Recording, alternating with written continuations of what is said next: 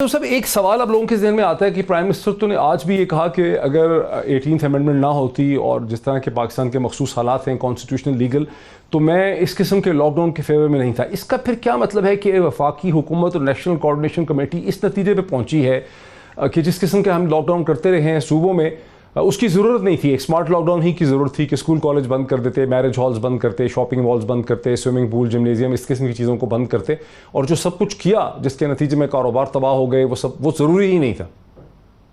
जी वज़ीर आज़म ने ये आज पहली दफ़ा नहीं कहा, ये तो कई दफ़ा वो पहले भी बात कर चुके हैं और उनके ओपिनियन यही था कि जो ऐसी एक्टिविटीज़ हैं वो काम जिसकी जो हाई रिस्क कैटेगरी में आते हैं सिर्फ उनको टारगेटेड तौर पे बंद किया जाए। अदरवाइज जो ब्रॉड बेस लॉकडाउन है उसकी जो कीमत अदा करनी पड़ती है पाकिस्तान के या किसी मुल्क के भी कमज़ोर तबके को, वो बर्दाश्त नहीं कर सकते।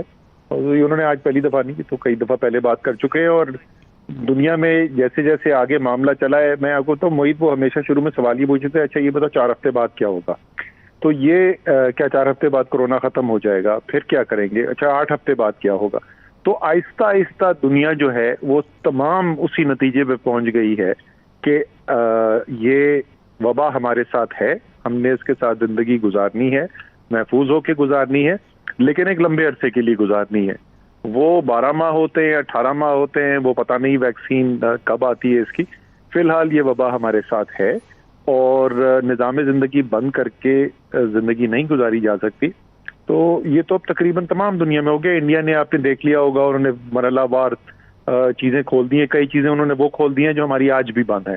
मसलन रेस्टोरेंट्स जो है हमारे सिर्फ टेक अवे अलाउड है, उन्होंने वो भी खोलने का ऐलान कर दिया। तो तमाम दुनिया इसी तरफ अब बहालत मजबूरी जाना पड़ रहा है तमाम दुनिया को। तो असदौर साहब, जो कहा जा रहा है कि खुद वज़ीर-ए-आज़म ने भी इशारा किया कि 5 करोड़ लोग जो हैं उनकी बहुत ही मुश्किल से ज़िंदगी गुजरी है पिछले 2-2.5 माह में, और कारोबार तबाह हो गए हैं, बहुत से कारोबार शायद बिल्कुल ही तबाह हो गए। वो जो सारी कॉस्ट है फिर वो कैसे हम एक्सप्लेन करेंगे, उसको हम कैसे जस्टिफाई करेंगे जो हमने सब कुछ किया। देखिए ये कल कुछ एंकर्स को हमने बुलाया हुआ था 10-12 हमारे पास, मुझे आपका भी हमने अभी मिस यू।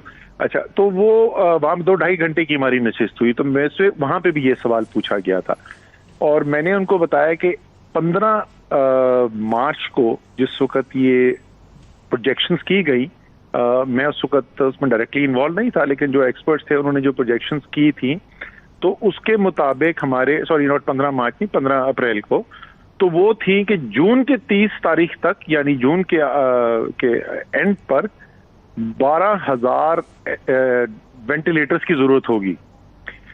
आज जो हमारा एक्सपर्ट्स का अंदाजा है वो जून के एंड पर 350 वेंटिलेटर्स की जरूरत है।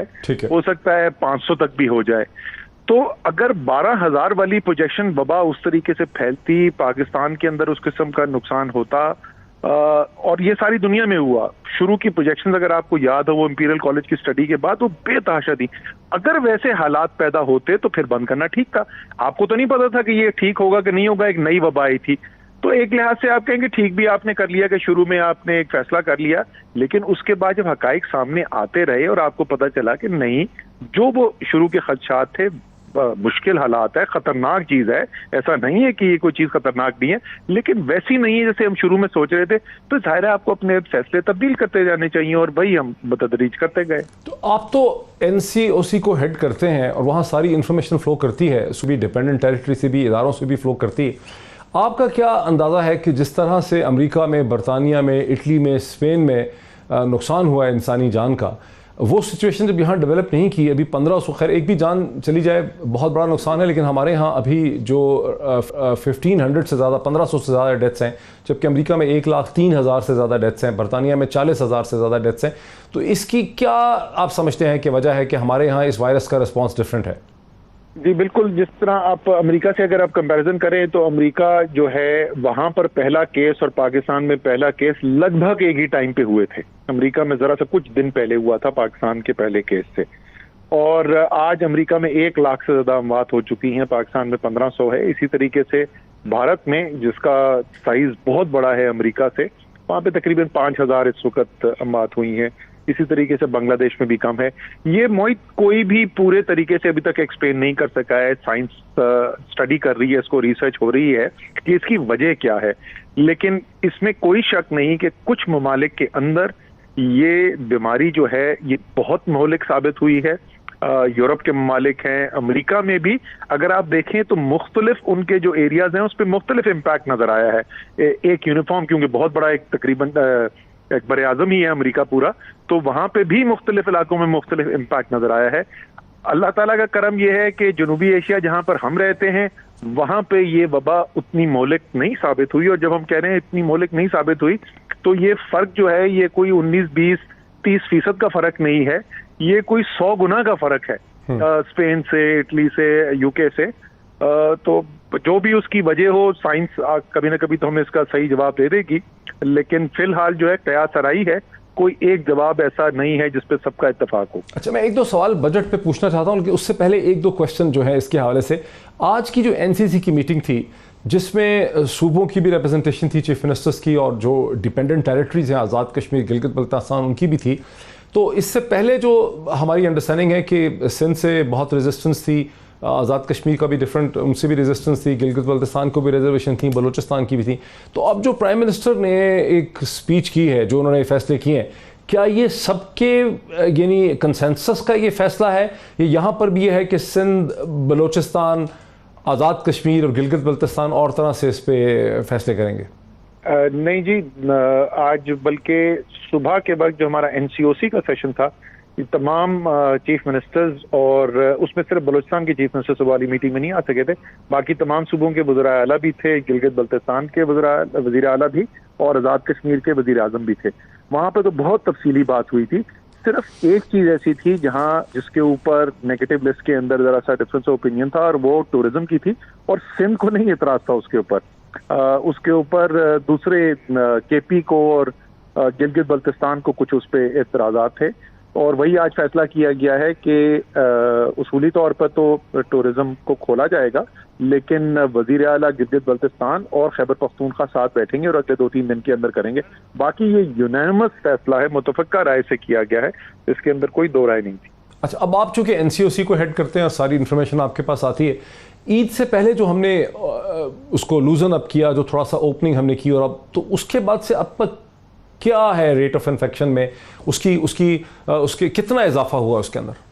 देखें, ईद से आप समझ लें कि रमज़ान के वक्त तक, फरवरी के आखिर में पहला केस हुआ हमारा, मार्च में हमारी बंदिशें आई, तो मार्च के वक्त से लेकर मई के वक्त तक पाकिस्तान की अवाम ने, मैं बार बार क्रेडिट देता हूँ, एक काफ़ी हद तक जो हिफाजती तदाबीर थी उनको अपनाया और बड़ी एक जिम्मेदारी के एहसास का मुजाहरा किया। ईद से पहले एक हफ्ता 10 दिन पहले जो शॉपिंग के लिए लोग बाहर निकले, और उसके बाद जिस तरीके से कई इलाकों में पाकिस्तान की ईद मनाई गई, वो बिल्कुल हमें लगा कि हिफाजती तदाबीर जो हैं वो बिल्कुल ना होने के लेवल के ऊपर आ गई थी। इसीलिए आज एनसीसी की मीटिंग सुबह एनसीओसी में भी और फिर एनसीसी मीटिंग के अंदर भी इस बात पर बहुत जोर दिया गया है कि हम चाहते हैं कि सबके पास अपने रोजगार कमाने का मौका हो और हर शख्स अपने पैरों के ऊपर खड़ा हो सके और उसको किसी इमदाद की जरूरत ना हो। लेकिन ये उसी वक्त मुमकिन हो सकेगा जब हिफाजती तदाबीर जो कही गई हैं उनके ऊपर अमल दरामद होगा। और अगर ये अमल दरामद नहीं होगा, क्योंकि ये बात बार बार कही जा चुकी है, तो फिर इंतजामी कार्रवाई भी की जाएगी। क्योंकि प्रैक्टिकल नहीं है ना ये। जब हुकूमत एक सिग्नल देती है तो फिर अवाम का रद्द-ए-अमल तो मुख्तलिफ होता है। हुकूमत तो कह रही है कि एहतियात। मैं प्रैक्टिकल आपको बताता हूँ, बिल्कुल हो सकता है। मसलन मैं एक चीज की मिसाल देता हूँ, हम ये कह रहे हैं कि एसओपी होगा कि नो मास्क नो सर्विस। आप मास्क नहीं पहन के आएंगे तो आपको दुकानदार जो है वो सामान नहीं देगा। ठीक हो गया। अगर इसकी वायलेशन होती हुई नजर आएगी, हम ग्राहक से नहीं पूछेंगे, क्योंकि ग्राहक तो बहुत सैकड़ों आएंगे वहां पर। हम उस एक दुकानदार से कहेंगे कि ये लीजिए जनाब, आपकी 3 दिन अगले दुकान बंद है क्योंकि आप जो है वायलेशन कर रहे थे। क्योंकि रोजगार कमाने का आपको हक हासिल है, लेकिन दूसरों की सेहत और जान खतरे में डालने का हक। पब्लिक ट्रांसपोर्ट का क्या करेंगे? पब्लिक ट्रांसपोर्ट के अंदर सेम, जो बस का ओनर है, ड्राइवर है, रिस्पॉन्सिबिलिटी उसके ऊपर होगी। तो ये हम फिर भी जाहिर है तरगीब ज्यादा करेंगे, ऐसा नहीं है कि सिर्फ इंतजामी कार्रवाई करना चाहते, लेकिन अगर जरूरत पड़ी तो इंतजामी कार्रवाई भी की जाएगी। अच्छा, अब थोड़ा सा आगे चलते हैं। बजट जो है उसमें क्या तब्दीलियां लेकर आ रहे हैं? इस दफ़ा का जो बजट है, जाहिर है ये पहले जो बजट होते हैं उससे पहले भी सूरत हाल बड़ी मुश्किल थी मईशत की। आप तो फाइनेंस मिनिस्टर रह चुके हैं, अब तो सूरत हाल बहुत ही मुश्किल है। इस बजट में क्या ऐसी चीज़ें होंगी जो इस पूरी इमरजेंसी, इस पूरी सूरत हाल का मुकाबला करेंगी? बिजनेस को कैसे सपोर्ट करेंगे? जो लोग अनएम्प्लॉयड हो गए हैं उसका क्या होगा? जो बिजनेस बैठ गए हैं उसका क्या होगा? सर, बजट तो एक्चुअली फाइनेंस मिनिस्ट्री उस एक्सरसाइज को लीड करती है, तो मुझे उसके कोई तफसील तो नहीं पता है कि क्या चीज़ें बजट में शामिल करने के लिए जा रहे हैं, लेकिन को 2-3 चीज़ें जिसके वज़ीर आज़म ने बड़ा जिनके ऊपर जोर दिया है, वो तरजीहात में ज़ाहिर है एक सेहत का निज़ाम जो है उसके अंदर इन्वेस्टमेंट करना और उस सेहत के निज़ाम की बेहतरी जो है एक तरजीह तो वो है।